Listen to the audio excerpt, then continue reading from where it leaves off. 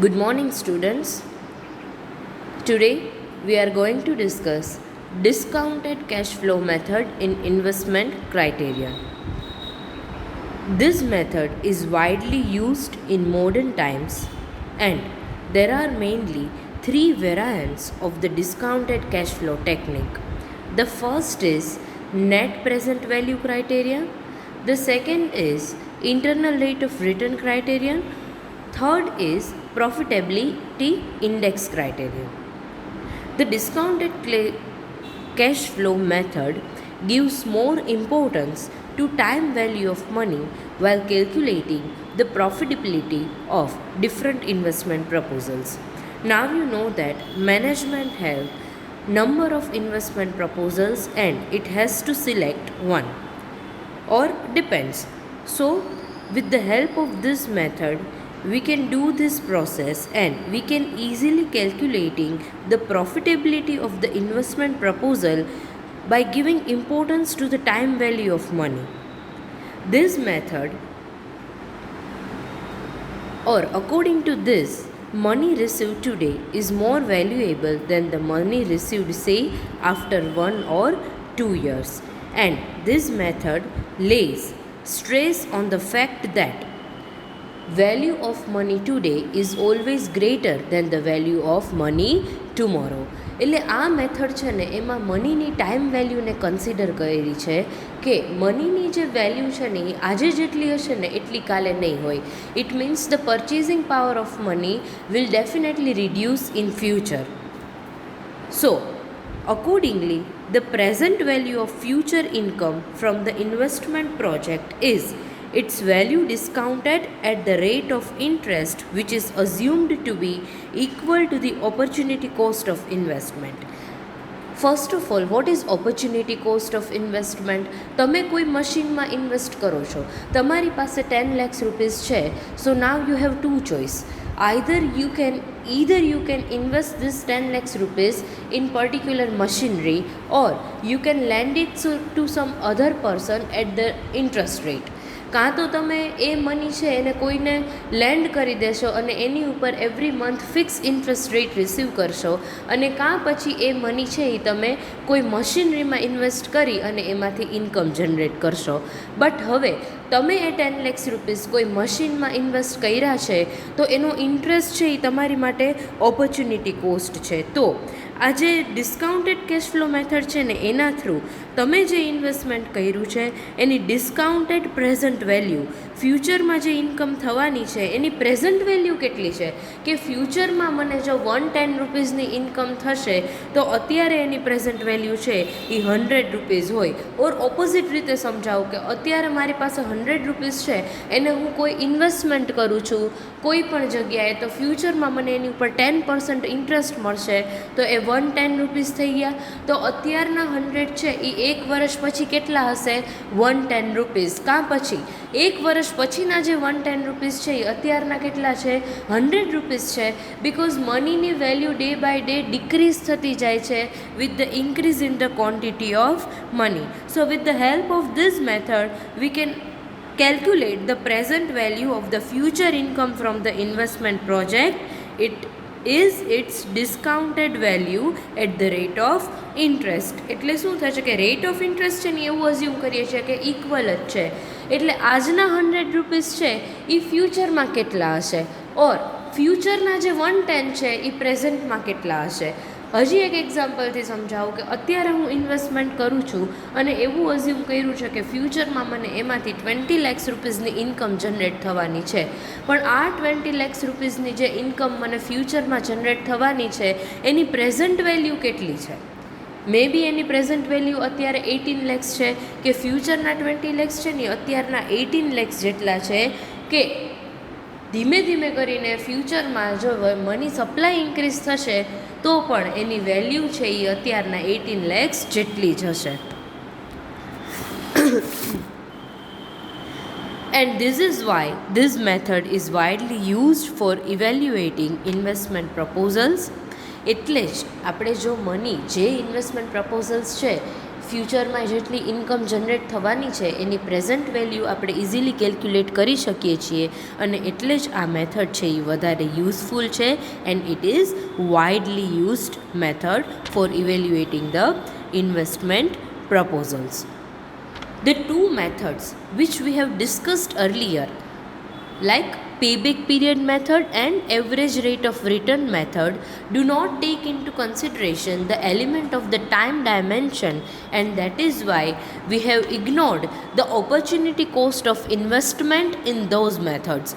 Payback period method અને average rate of return method ની લિમિટેશન્સમાં આપણે આ પોઈન્ટ ડિસ્કસ કર્યો હતો કે ટાઈમ વેલ્યુ ઓફ મની છે ને એ આપણે આ બે મેથડમાં ક્યાંય કન્સિડર કરતા નથી, અને એટલે જ આપણે જે ઓપોર્ચ્યુનિટી કોસ્ટ છે ને ઇન્વેસ્ટમેન્ટની એ પણ ઇગ્નોર કરીએ છીએ. But we should consider the time value of money along with the opportunity cost of investment. That is, મેં અત્યારે કોઈ મશીનમાં ઇન્વેસ્ટમેન્ટ કર્યું છે તો એની સામે હું ઇન્ટરેસ્ટ જે મને મળતો હતો બીજાને એ મની લેન્ડ કરવાથી, એ ઇન્ટરેસ્ટ છે ને એ મારી ઓપોર્ચ્યુનિટી કોસ્ટ છે કે મારી પાસે ઓપોર્ચ્યુનિટી હતી કે આ મની હું કોઈ પર્સનને લેન્ડ કરી દઉં, લોનના ફોર્મમાં આપી દઉં અને એમાંથી હું ઇન્ટરેસ્ટ અર્ન કરું, પણ એ મેં સેક્રિફાઈસ કર્યો છે એટલે એ ઓપોર્ચ્યુનિટી કોસ્ટ છે એ અહીંયા કન્સિડર કરવી પડે.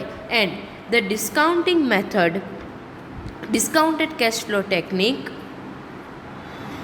indicates not only whether the investment expenditures is recovered but also whether the investor has been adequately compensated or not. Yes, જે ઇન્વેસ્ટર છે ને એને એનો જે ઓપોર્ચ્યુનિટી કોસ્ટ છે અને જે ઇન્ટરેસ્ટ એણે ફોરગો કર્યો છે એની માટે એને કોમ્પેન્સેશન છે એ મળવું જોઈએ, તો જ એ આમાં ઇન્વેસ્ટમેન્ટ કરશે. સો with the help of this method we can easily calculate કે જે ઇન્વેસ્ટમેન્ટ પ્રપોઝલ છે એમાંથી જે ઇન્વેસ્ટર છે એની ઓપોર્ચ્યુનિટી કોસ્ટ માટે એને કમ્પેન્સેટ થાય છે કે નહીં, અને અલોંગ વિથ દેટ એનું ઇન્વેસ્ટમેન્ટ કોસ્ટ તો રિકવર થઈ જવી જોઈએ, બટ એનો જે ઇન્વેસ્ટમેન્ટ એક્સપેન્ડિચર છે from the annual earnings over the life of the capital asset see machine એ પણ કવર થઈ જવો જોઈએ. એટલે જે પણ ઇન્વેસ્ટર છે એણે મશીનમાં જે ઇન્વેસ્ટમેન્ટ એક્સપેન્ડિચર કર્યા છે, એટલે જે પણ મશીન છે એની જેટલી લાઈફ છે લાઈક 10 years, તો આ 10 yearsમાં એણે જે ઇન્વેસ્ટમેન્ટ એક્સપેન્ડિચર કર્યો છે એ કવર થઈ જવું જોઈએ.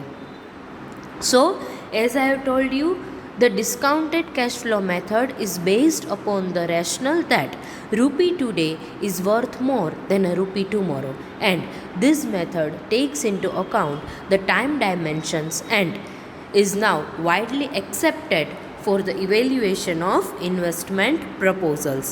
And this method easily tells us that investors છે એને proper compensation મળે છે કે નહીં, and investors must be compensated for the sacrifices he has made, like the interest, કે એણે ઇન્ટરેસ્ટ છે એ જતો કરી દીધો છે અને એણે કેપિટલ ઇન્વેસ્ટમેન્ટ કર્યું છે, તો એની માટે એને પ્રોપર કમ્પેન્સેશન છે એ મળી જવું જોઈએ કે એણે કોઈ કેપિટલ અસેટમાં મની ઇન્વેસ્ટ કર્યા એના બદલે એ કોઈ પર્સનને ઇઝીલી લોન પ્રોવાઈડ કરી અને ઇન્ટરેસ્ટ અર્ન કરી શકત, એટલે એ કમ્પેન્સેશન છે એ એટલીસ્ટ એ ઇન્ટરેસ્ટ જેટલું તો મળવું જ જોઈએ. નાવ let us understand this with the help of an example. હવે આખી જે થિયરી છે ને એને એક્ઝામ્પલથી સમજીએ. Suppose an amount of XO is invested for 1 year, and at the end of the year the total amount received, say X1, should include initial investment XO plus additional earnings equivalent to the current rate of interest, say R. હવે અહીંયા આપણે એવું example લઈએ છીએ કે કોઈ પણ investor છે ને એ XO અમાઉન્ટનું ઇન્વેસ્ટમેન્ટ કરે છે અને at the end of the year એને ઇન્ટરેસ્ટ ટોટલ અમાઉન્ટ કેટલી રિસીવ થાય છે X1, એટલે આ X1 અમાઉન્ટ છે ને એ XO તો ઇન્ક્લુડ થઈ જ જવું જોઈએ, પણ એની સાથે સાથે કરંટ રેટ ઓફ ઇન્ટરેસ્ટ છે R એ પણ એમાં ઇન્ક્લુડ થાય. સો ઇક્વેશનમાં આ વસ્તુને મૂકીએ તો X1 is equals to X0 plus RX0, or we can say X1 is equals to X0 into bracket 1 plus R. Here x1 is equals to gross earnings after 1 year. x0 is equals to present amount of investment and r is equals to rate of discount equal to rate of interest. એટલે જેટલું discount છે એ કોની સાથે equal છે? Rate of interest સાથે. સો x0 invested initially increases at the rate of 1 plus r to become x1. x0 છે ને એ આર રેટ ઓફ ઇન્ટરેસ્ટ ઉપર at the end of year x1 બની જાય છે and if we discount the earnings of after 1 year at this rate, we shall arrive at the present value of such earnings 1 year hence as follows. Present value of x1 is equals to x1 divided by 1 plus r. એટલે જે એક વર્ષ પછી મને x1 મળવાના છે ને એની present value કેટલી હોય? તો x1 divided by 1 plus r. એટલે એમાં rate of interest or rate of discount જે બે ઇક્વલ છે એ પણ આવી ગયું. એટલે ફ્યુચરના x1 છે એ અત્યારના કેટલા હશે ને એ આપણે આ ફોર્મ્યુલાથી ફાઇન્ડ આઉટ કરી શકીએ. હવે એને ફિગર્સથી સમજીએ. For example, the present value of an income of ₹100 expected after 1 year at 6% rate of interest per annum can be calculated as under. Present value of x1 એટલે ફ્યુચરના જે x1 છે એ કેટલા છે? 100 રૂપીસ છે. તો આ 100 રૂપીસ છે ફ્યુચરના એક વર્ષ પછીના એની અત્યારની વેલ્યુ કેટલી છે? તો એ કેમ ફાઇન્ડ આઉટ થાય? તો 100 ડિવાઇડેડ બાય 1 પ્લસ 0.06 એટલે રેટ ઓફ ઇન્ટરેસ્ટ 6% છે. તો 100 divided by 1.06 is equals to 94.33 rupees. So we can say that એક વર્ષ પછીના જે 100 રૂપીસ છે ને એ અત્યારના 94.33 રૂપીસ છે. એનો મતલબ એવો થાય કે જે વસ્તુ તમે અત્યારે 94.33 રૂપીસથી પરચેસ કરી શકો છો ને એ એક વર્ષ પછી તમારે 100 રૂપીસમાં પરચેસ કરી શકશો. અને કાં પછી ફ્યુચરમાં જે વસ્તુ 100 રૂપીસમાં તમે પરચેસ કરી શકશો એ વસ્તુ અત્યારે તમે 94.33 રૂપીસમાં પરચેસ કરી શકો છો. એનું એક જ રીઝન છે કે દિવસે દિવસે મનીની જે વેલ્યુ છે એ ડિક્રીઝ થતી જશે. Value of money today is always greater than value of money tomorrow. આ વસ્તુ અહીંયા પ્રૂવ થાય છે કે અત્યારના મનીની વેલ્યુ છે એ એક વર્ષ પછીના મનીની વેલ્યુ કરતાં ઓલવેઝ વધારે જ હોય છે. બિકોઝ જો આમ જુઓ ને તો તમે મની ઇન્ક્રીઝ થઈ ગયા છે એક વર્ષ પછી. અત્યારે 94 રૂપીસ છે અને ફ્યુચરમાં 100 રૂપીસ થઈ જાય છે.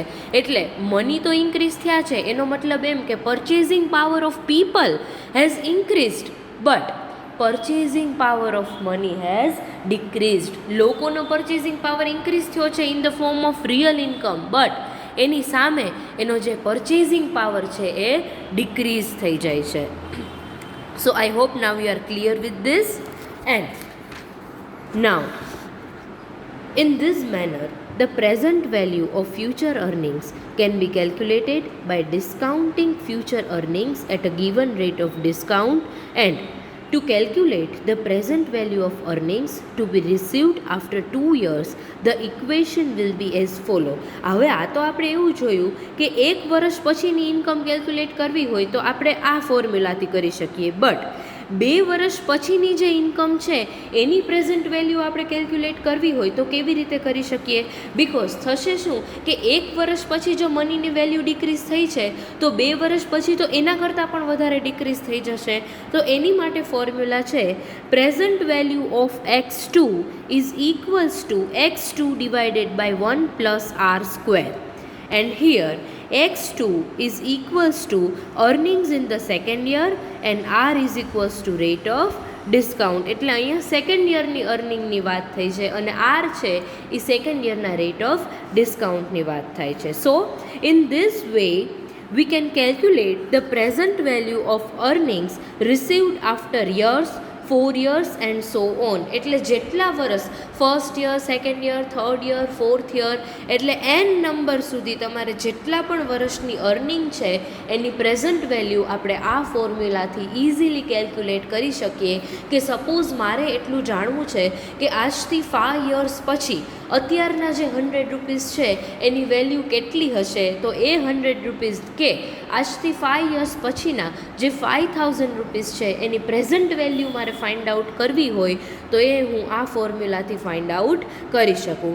That is present value earnings is equals to x1 divided by 1 plus R plus x2 divided by 1 plus R raise to 2 plus x3 divided by 1 plus r raised to 3 up to xn divided by 1 plus r raised to n. So it is about the discounted cash flow method. Just simply આ મેથડનું એક brief તમને meaning કહી દઉં તો according to this method, value of money today is always greater than the value of money tomorrow. So at the time of evaluating different investment proposals, we should consider the time value of money so that we can easily measure the profitability of the different alternative investment proposals. Now we are going to discuss merits and demerits of the discounted cash flow method. Here are certain benefits of this method. Let us discuss one by one. The first point is this method is more accurate than other methods. Definitely, the discounted cash flow method is more accurate in the sense that payback period method or average rate of return method છે એના કરતાં discounted cash flow method છે એ વધારે accurate છે. Because આ method through આપણે કોઈ પણ ઇન્વેસ્ટમેન્ટ પ્રોજેક્ટ છે એની પ્રોફિટેબિલિટી છે એ વધારે એક્યુરેસીથી કેલ્ક્યુલેટ કરી શકીએ છીએ. The second point is it considers time value of money. Yes, you know that in the earlier methods like payback period method and average rate of return criterion, we didn't consider the time value of money. કે with the passage of time, year by year, the purchasing power of money reduces. But આ fact છે, આ વસ્તુને આપણે આગળની મેથડમાં consider કરી નહોતી અને ડિસ્કાઉન્ટેડ કેશ ફ્લો મેથડમાં આપણે એ પોઈન્ટને કન્સિડર કરીએ છીએ કે જે ટાઈમ વેલ્યુ ઓફ મની છે that is value of money today is always greater than the value of money tomorrow. અને બીજી મેથડમાં આપણે આ વસ્તુને ઇગ્નોર કરીએ છીએ. The third point is it considers cash flow over the entire life of the project.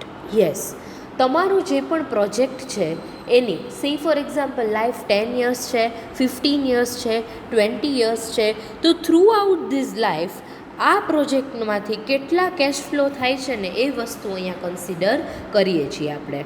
Fourth point is calculation of the cost of capital is not a precondition for the use of this method. Yes, discounted cash flow method 3 આપણે જ્યારે investment પ્રપોઝલને evaluate કરીએ છીએ ને at that time cost of capital છે ને એ આપણે calculate નથી કરવી પડતી. પ્રી કન્ડિશન એટલે કેલ્ક્યુલેશન કરતાં પહેલાં, ઇવેલ્યુએશન કરતાં પહેલાં જનરલી કોસ્ટ ઓફ કેપિટલ એટલે તમે જે ઇન્વેસ્ટમેન્ટ કરો છો મશીનમાં એની કોસ્ટ કેટલી હશે એ અહીંયા કેલ્ક્યુલેટ કરવું પડતું નથી. Now we are going to discuss limitations of this method. કે ડિસ્કાઉન્ટેડ કેશ ફ્લો મેથડ છે એની કઈ કઈ લિમિટેશન્સ છે. Let us discuss one by one. The first point is its computation is too complicated. Yes, definitely હવે તમને ખ્યાલ આવી ગયો હશે ફ્રોમ ધ ફોર્મ્યુલા કે આનું જે કેલ્ક્યુલેશન છે ને it is very confusing, complicated and difficult because we have to know rate of interest, કયા વર્ષની આપણે ઇન્વેસ્ટમેન્ટ ઇન્કમ અર્નિંગ છે એ કન્સિડર કરીએ છીએ, first year, 2 year, third year, fourth year. એટલે આ મેથડ 3 જે ઇન્વેસ્ટમેન્ટ પ્રપોઝલની પ્રોફિટેબિલિટી કે પ્રેઝન્ટ વેલ્યુ ફાઇન્ડ આઉટ કરીએ છીએ ને એ થોડી કોમ્પ્લિકેટેડ પ્રોસેસ છે. The second point is it gives us only a forecast of what is expected to happen. Yes, આ છે ને એક ફોરકાસ્ટ છે એટલે એક ફ્યુચર પ્રિડિક્શન છે કે ફ્યુચરમાં શું થવાનું છે એ આપણે અહીંયા એક્સપેક્ટ કરીએ છીએ કે ફ્યુચરમાં અત્યારના 100 રૂપીસ છે તો એ ફ્યુચરમાં કેટલા હશે એ એક આખું ફોરકાસ્ટ છે. And whether the estimated return will be accurate to the firm cannot be predict with the degree of સર્ટેનિટી. એટલે આપણે જે એસ્ટિમેટેડ રિટર્ન છે કે ફ્યુચરમાં આપણને આટલું રિટર્ન મળશે, એ એસ્ટિમેટ કર્યું છે એ સાચું જ છે કે નહીં એ સર્ટેનલી આપણે આ મેથડ થ્રુ કેલ્ક્યુલેટ કરી શકતા નથી.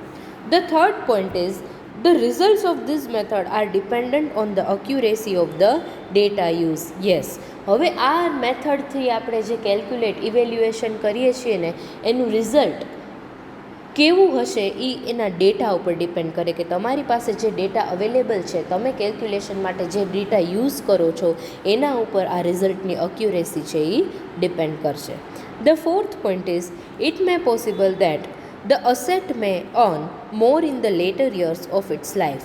યસ, ઘણીવાર એવું બને કે ઇનિશિયલી તમે જે કેપિટલ અસેટમાં ઇન્વેસ્ટમેન્ટ કર્યું છે ને એમાં રિટર્ન વધારે ન મળે, બટ આફ્ટર 3 or 4 years ઓર જે આ અસેટની લાઈફ છે એના જે પાછળના યર્સ છે ને એમાં વધારે રિટર્ન મળે.